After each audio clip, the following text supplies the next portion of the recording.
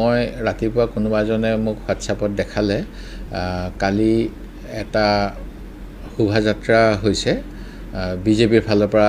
তাত আমাৰ কংগ্ৰেছ দলক গালি হপনি পৰা হৈছিল তাৰ লগতে কোনোবা এজনে আহোম জাতি মুৰ্দাবাদ বুলিও ধ্বনি দিছে এইটো কেনেকুৱা নিকৃষ্ট মানসিকতা মই নাজানো তেওঁলোকে ক্ষমা খোজা উচিত আৰু মই ভাবো যে এনে ধৰণৰ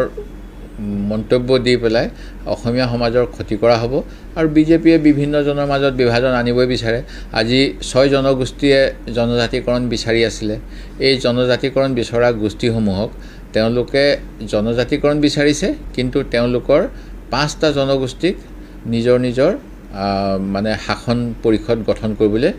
বিজেপিয়ে সুবিধা কৰি দিলে একমাত্ৰ আহোমসকলক দিয়া নাই আৰু কি কাৰণে দিয়া নাই এই কথাটোৰ উত্তৰো